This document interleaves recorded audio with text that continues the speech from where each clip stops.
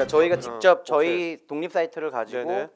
혹은 독립 사이트가 아니더라고 하더라도 독립적인 상점을 가지고 네. 판매를 직접 하는 거를 채널 비즈니스라고 저희가 명칭을 하고요. 네. 네, 서비스 비즈니스는 이런 저희가 채널 비즈니스를 하면서 어쨌거나 한 08년부터 지금까지 해서 한 8년 정도 이렇게 중국이라는 특히 그 대중국 혹은 중화권이라는 시장 쪽에 어느 정도 포커스된 그 노하우를 가지고 있다 보니까 그 한국에 있는 브랜드나 혹은 뭐 중국에 이미 진출한 브랜드들이 중국 내에서에 대한 온라인 비즈니스 혹은 글로벌 비즈니스에 대한 서비스를 좀 해주시기를 요청을 하셨었거든요. 뭐 타오바오라든지 뭐 이런 데 들어가 네, 입점하고 하는 거. 예를 뭐 저희가 이제 지금 한 20개 정도의 브랜드들을 운영 대행을 해드리고 있고요. 뭐 이랜드 그룹의 한 8개 브랜드라던가 뭐 코롱, EXR, 네. 뭐 알로엔누 뭐 이런 그다음에 뭐 화장품은 네이처 리퍼블릭, 락앤락 뭐 이런 이미 기진출한 브랜드들이시긴 하지만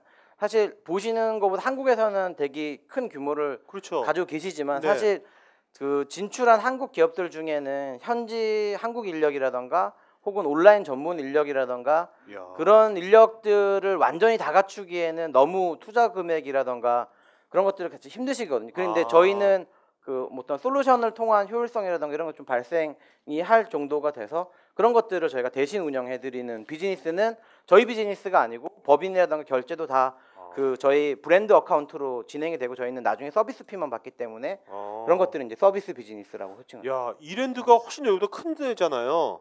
네네. 그런데도 거기 어떤 이런 이제 뭐 타오바라든지 알리바바를 활용할 줄 아는 능력 있는 사람들이 별로 없는 거네요. 전문 인력들이. 그러니까 현재까지는 어떻게 보면. 아니 그쵸. 지금까지는 없고요. 네. 네. 근데 그런 약간 그 사실 이 비즈니스는 한국에서 좀 생소하실 수 있는데 좀 간단히 설명드리면 무지라던가 그다음에 유니클로 같은 경우는 롯데닷컴이 대신 운영해드립니다. 그런 것들을. 그리고 뭐 인터파크에서도 마리오 아울렛 몰이라던가 이런 그 전통 오프라인 기업이 온라인으로 그 어떤 그 운영 체계라던가 인력을 하이어링하고 그걸 관리하는 부분은 사실 조금 갭이 있기 때문에 그런 것들에 대한 투자를 그냥 서비스비로 대체하는 것이 사실 기회비용으로 봤을 때 더 클 수 있다고 생각을 하면 그렇게 선택을 하시고요. 네. 실제로 중국에서는 저희처럼 이런 서비스 운영 대행만 하는 회사들 중에 맞는 큰 회사는 뭐 인력만 한 2,000명 정도 근무하는 운영 대행 회사도 있으니까 아주 일반적이고 보편적인 사업 영역 중에. 그러면 이제 대표님께서는 먼저 이게 본인의 이제 그 직판 채널 비즈니스를 먼저 하시고 서비스 비즈니스는 나중에 생긴 거죠? 네네네. 그러니까, 현재 매출 비중은 어떻습니까? 지금 5대5 정도. 5대5. 와, 굉장히 크네요 서비스. 서비스 비즈니스는 기본적인 전통 그 오프라인에서 이미 인지도가 있는 브랜드들이 온라인으로 집행되기도 하고요. 네. 그리고 그 이제 저희가 기존의 패션에서 서비스 비즈니스를 하면서 뭐 화장품이라던가 공산품이라던가 이렇게 이제 넘어가게 되기 때문에 매출 볼륨에 대한 걸로 봤을 때는 50대 50이 되고요. 근데 전체 회사의 영업이익이라던가 net 프로핏으로 가면 여전히 저희 이제 기본적인 저희 채널 비즈니스가 훨씬 더 크게. 자, 그럼 이제 우리 이제 그 서비스 비즈니스 모델 보죠. 근데 이게 지금은 아까 보니까 그 채널 비즈니스 쪽이 서비스 비즈니스보다 아까 지금 매출 반반인데 향후에는 서비스 비즈니스가 더 커지리라고 보십니까? 어떻게 보세요? 향후 5년 뒤쯤에는? 적어도 당분간은 서비스 비즈니스는 좀 계속 커질 것 같습니다. 네. 자, 그러면 이제 이거는 결국 이제 여기 있는 분들의 제품이나 그런 것을 이제 판매 대행을 해주는 거죠. 아까 이랜드만 말씀하신 것처럼. 근데 그러면 여기 있는 분들이 만약에 이걸 보고서 우리도 한번 여기다 운영 대행을 하고 싶다 하면 어떤 절차와 어떤 정도 비용이 들어가는 건지 그거 좀 말씀 좀 해주시죠. 어떤 서비스를 해주는 건지 여기서. 그러니까 브랜드로 좀 설명드리는 게 좀 쉬울 것 같고요. 왜냐면 G마켓은 종합 플랫폼이라서 종합 플랫폼은 그러니까 완전히 다른 이제 접근이고요. 근데 저희 서비스 비즈니스도 마찬가지인데요. 사실상 저희는 서비스하고 기술하고 이제 그런 것만을 제공하다 보니까 사실 케이스 바이 케이스로 모든 비용이 사실 거의 많이 틀립니다. 근데 앞에서 이제 제가 좀 중국 상황을 조금이나마 설명을 드렸듯이 사실 그렇게 쉬운 시장은 아니거든요. 한국보다 해야 되는 일도 더 많고 고객도 더 까다롭고 채팅도 해야 되고 이게 채팅만 하나 하더라도 보통 이제 저희는 이런 표현을 많이 쓰는데 미국 CS 인력을 1위라고 보면요. 한국하고 일본이 한 2 정도 된다고 얘기를 하고요. 그 중국이 4 정도 들어가거든요.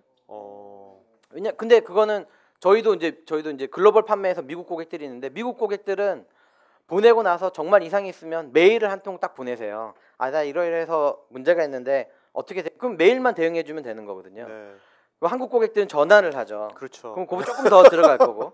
근데 중국 고객들은 다 와서 물어보니까 그리고 시간도 아침 9시부터 밤 10시까지 무조건 해줘야 되고 주말도 해야 되니까 반을 2개 반을 돌려야 되는 거예요. 그러면 CS 인력은 무조건 4명이 들어가거든요. 그렇네요. 그래서 보통 보면 저희는 티몰 아주 베이직한 상점 하나가 한 7명 정도가 들어간다고 생각을 하는데 그러면 이제 그 저희 회사는 이제 외자 회사이기 때문에 세금도 43%를 다 내야 되고 해서 네, 그러면 한 인력당 한 140만 원 정도 들어가거든요. 네, 그러면 이제 대충 제가 뭐 얼마라고 말씀 안 드려도 얼마 정도가 될 거라고 예상하실 수 있을 것 같고요. 네. 그러니까 기본 금액이요. 네, 하지만 이제 브랜드가 크거나 매출이 충분히 기대될 수 있는 브랜드라고 하면 커미션 베이스의 계약도 가능한데 케이스 바이 케이스로 다. 그러니까 뭔가 이제 판매 대행을 해주실 땐 CS 그 지원 인력이 있으니까 이런 것도 같이 포함되는 건데 이걸 하느냐 마느냐에 따라서 가격이 달라지는 겁니까? 네, 그렇죠. 네.